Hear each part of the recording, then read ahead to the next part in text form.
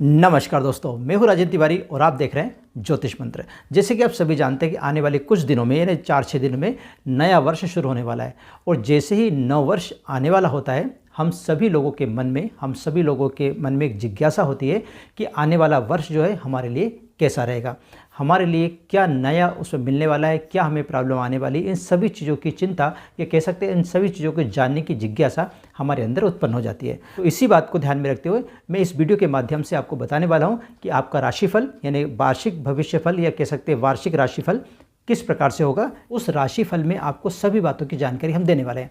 आपके स्वास्थ्य के बारे में, आपका स्वास्थ्य कैसे रहेगा, आपकी आर्थिक स्थिति कैसी रहेगी, पारिवारिक स्थिति कैसी रहेगी, साथ ही आपका प्रेम संबंध अगर है तो वो उसके बारे में आप कैसा रहेगा, आपके जो शिक्षा है, परीक्षा है उसके बारे में साल कैसा जाएगा।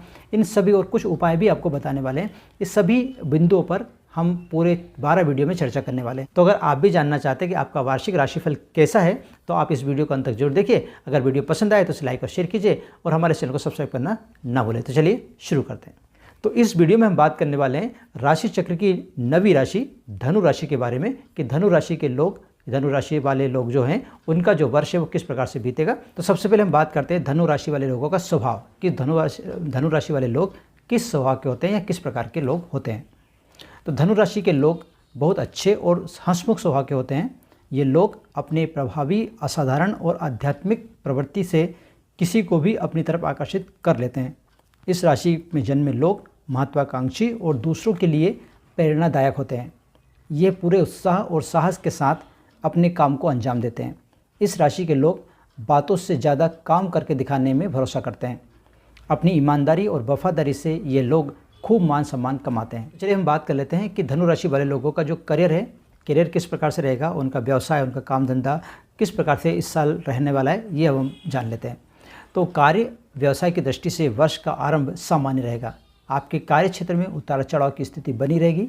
गुरु ग्रह का गोचर अनुकूल नहीं होने के कारण आप अपने कार्यों का अंजाम तक पहुंचाने में कठिनाई का अनुभव करेंगे। इसलिए आप अपनी शक्ति व सामर्थ्य के अनुसार कार्य करते रहें। नौकरी करने वाले जातकों का स्थानांतरण घर से दूर हो सकता है। ये सारी स्थितियाँ वर्ष के मध्य तक रहेंगी। वर्ष के मध्य के पश्चात आपकी राशि के स्वामी बृहस्पति का गोचर आपकी राशि से 7वें भाव पर होगा और विपरीत परिस्थितियों में सुधार होगा। राहु और केतु का गोचर भी वर्ष के मध्य के पश्चात आपके तृतीय और नवम भाव पर प्रारंभ हो जाएगा और विपरीत परिस्थितियों से छुटकारा दिलाएगा। किंतु शनि का गोचर 29 मार्च के पश्चात राशि से चौथे भाव पर होने के कारण आपको शनि की चतुर्थ ढैया का सामना करना पड़ेगा। शनि की दृष्टि आपके दशम भाव पर होगी, इसलिए नौकरी और व्यवसाय में के दृष्टिकोण से शनि की ढैया आपके लिए अनुकूल नहीं रहेगी। तो अगर करियर की दृष्टि से देखा जाए तो आपका ये वर्ष जो है वो मिला जुला रहेगा, ना बहुत अच्छा कह सकते हैं और ना ही बहुत खराब कह सकते हैं। चलिए हम जान लेते हैं कि धनु राशि वाले लोगों का जो पारिवारिक स्थिति है वो किस प्रकार से रहेगी साल 2025 में। तो पारिवारिक दृष्टि से वर्ष का आरंभ अनुकूल नहीं है। चतुर्थ स्थान के राहु आपके परिवार में कुछ विषम परिस्थितियाँ उत्पन्न कर सकते हैं जिससे आपका पारिवारिक माहौल खराब हो सकता है। माता के साथ आपके वैचारिक मतभेद हो सकते हैं। माता को स्वास्थ्य संबंधित कुछ परेशानी भी हो सकती है। वर्ष के मध्य के पश्चात देवगुरु बृहस्पति का गोचर 7वें भाव में होने से जीवन साथी के साथ आपके संबंध मधुर होंगे। जो लोग विवाह के लिए प्रतीक्षारत हैं उनका विवाह वर्ष के मध्य के पश्चात हो सकता है।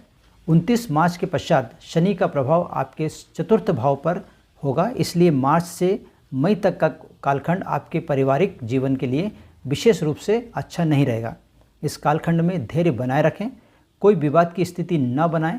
संतान के लिए वर्ष के आरंभ में गुरु ग्रह का गोचर अनुकूल नहीं है, इसलिए उनका स्वास्थ्य प्रभावित हो सकता है, शिक्षा भी प्रभावित हो सकती है। परंतु मई के बाद संतान के लिए समय काफ़ी अनुकूल हो रहा है। शिक्षा प्रतियोगिता के क्षेत्र में मई के बाद आपको आशातीत सफलता मिलेगी।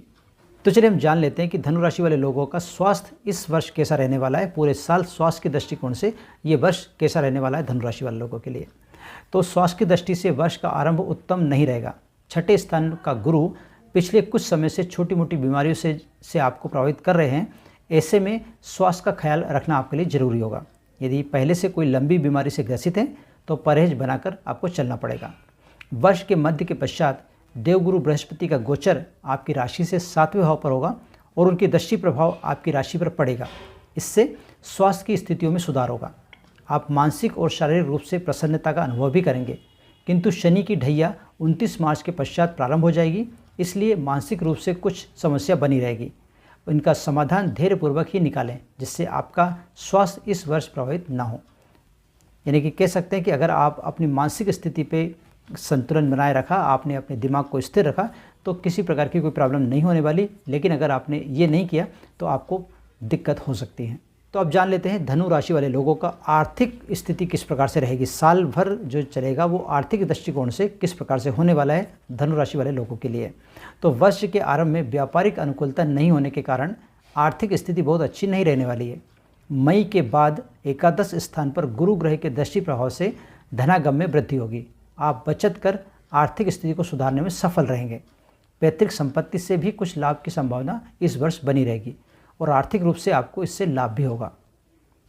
यानी कि शुरू के जो महीने हैं, शुरू के कुछ महीने, उसमें थोड़ा सी आपको दिक्कत जाएगी, लेकिन बाद में आपकी जो स्थिति है बेहतर होगी। आप अच्छा कमाएंगे, साथ ही अच्छा बचा भी रहेंगे। तो चलिए हम बात कर लेते हैं कि धनु राशि वाले लोगों के लिए प्रेम संबंध के मामले में ये वर्ष कैसा रहने वाला है। तो प्रेम संबंधों के मामले में वर्ष की शुरुआत बहुत अच्छी नहीं रहेगी। शनि के गोचर परिवर्तन के बाद प्रेम संबंधों के मामले में सुधार देखने को मिलेगा। इस वर्ष कुछ नए प्रेम संबंध बनेंगे, तो कुछ पुराने प्रेम संबंधों में कुछ अलगाव की भी स्थिति बन सकती है। ऐसी स्थिति में आपको प्रेम संबंधों के मामले में सजग रहना होगा और साथी के साथ सामंजस्य और विश्वास को कायम रखने की ज़रूरत इस वर्ष पूरे रहेगी आपको। यानी कि देखा जाए तो पूरे वर्ष जो प्रेम संबंधी स्थिति है वो ठीक रहेगी, लेकिन फिर भी आपसी जो मतभेद है, ये कह सकते हैं आपसी सामंजस्य है, उसको आपको बिठा के चलना पड़ेगा। चलिए हम बात कर लेते हैं कि इस वर्ष ये धनु राशि वाले लोगों के लिए शनि की कौन सी दशा है और उससे क्या प्रभाव आपको पड़ेगा, इसके बारे में जान लेते हैं।